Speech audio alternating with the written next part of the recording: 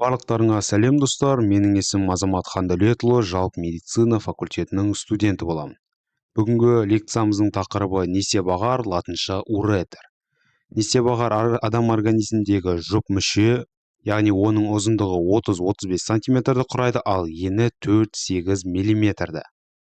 Несеп ағардың негізгі үш бөлігін ажыратамыз. Бұл парс абдоминалис, яғни құрсақ бөлігі, 15-17 сантиметр, парс пельвика жамбас қуысында орналасқан, 15-17 сантиметр, және парс интрамуралис, яғни қабырға ішкі бөлігі. Қабырға ішкі бөлігі дегеніміз ол несеп ағардың қуыққа өткен жерінде қиғаш бағыттағы аумағын айтамыз. Ол 1,5-2 сантиметр қашықтықты құрайды. Шамамен осы аймақты бізде парс интрамуралис дейді. Келесі бүйректің тарылулары. Бүйректе негізгі 3 тарылу бар, қосымша тағы бір тарылуды атап өтеміз. Бүйректегі бірінші тарылу несеп ағар басталар тұсында, яғни бүйрек түбегінен несеп ағарға жалғасқан жерінде. Екінші тарылу жамбастық тарылуы, яғни линия терминалис деңгейінде. Барлығымыз білетіндей, линия терминалис үлкен жамбастың кіші жамбасқа өтер жеріндегі шекаралық сызық болып табылады. Сол жерде бізде жаңағы сыртқы мықын артерияларынан сылу пайда болуы мүмкін. Осы себепті жамбастық тарылу пайда болады. Бұның миллиметрі, яғни диаметрі 4-6 миллиметр құрайды. Ең соңғы бізде жаңа айтқан қабырға ішкі бөлігінде парс интрамуралистегі тарылуды айтамыз, яғни ол 4 миллиметрді құрайды. Қосымша бір тарылу бізде, яғни екі несеп ағарды қоректендіруші артерия бар. Бұл аналық без, яғни әйелдерде, аталық без, яғни ер адамдардағы қан тамырларымен қиылысу орындағы тарылу. Яғни мына жерден көрсек болады, артерия тестикулярис аталық без артериясы, және артерия илиака экстерна, сыртқы мықын артериясы бойындағы тарылуы несеп ағардың. Ендігі кезекте бізде несеп ағардың топографиясына тоқталар болсақ, мускулус псоас майердің алдыңғы жағына өтетін болып табылады. Құрсақ бөлімінде, және синтопиясы, құрсақ бөліміндегі синтопиясы оң жағында 12 еріншектің төмендеген бөлігін алып қарастырамыз. Сол жағында флексура дуодена еюналис артында орналасады. Және алдынан бізде артерия, жаңа айтып кеткен, немесе вена тестикулярис ерлерде және аварика әйелдерде, және перитонеум париеталиде өтеді. Себебі несеп ағар бізде ретропаритониалды орналасқан мүше болып саналады. Яғни құрсақ қуысынан артында орналасқан. Келесі парс пельвина, жамбас бөлігі. Жамбас бөлігінің, яғни синтопиясы, жаңа айтып кеткен артерия және вена илиака интерна. Ол бізде негізінен артерия илиака коммунистен бөлініп шығады.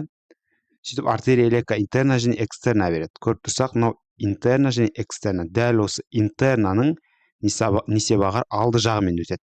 Алды жағымен өтіп барып, бізде оның медиалды жағында ішкі мықын артериясымен қоса веналар болады, жапқыш артерия орналасады. Яғни жыныстық ерекшеліктерінде бізде әйелдер мен ерлерде әртүрлі ерекшеліктер. Әйелдерде аналық бездің артынан, жатыр мойнының қапталынан өтіп, қынаптың алдыңғы қабырғасы мен қуық аралығында, міне қуықтың аралығында.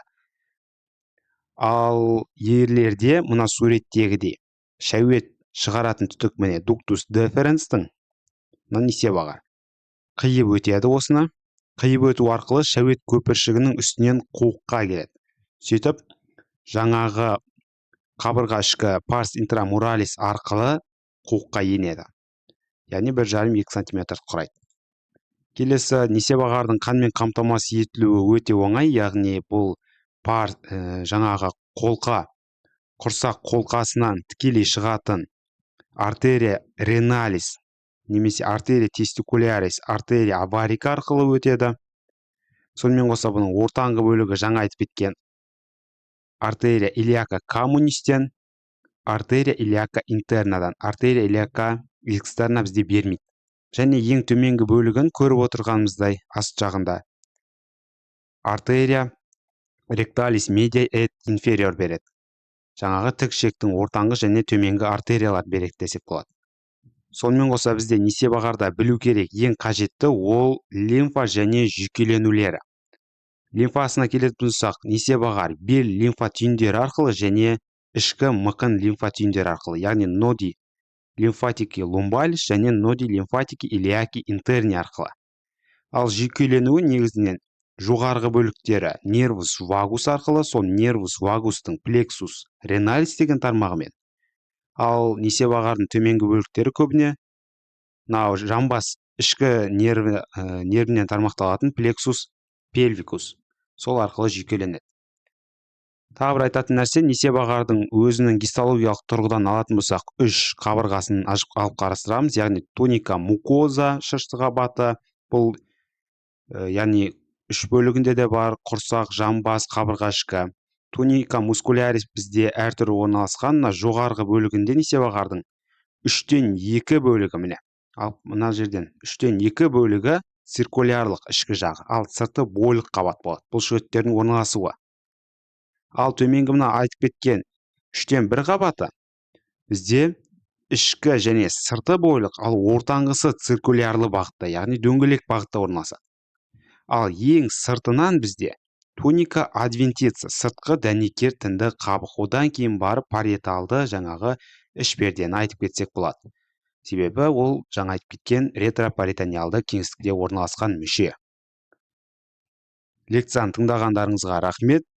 Лекция ұнаған болса достарыңызбен бөлісіп, тіркеліп лайк басып кетіңіздер. Назарларыңызға рахмет.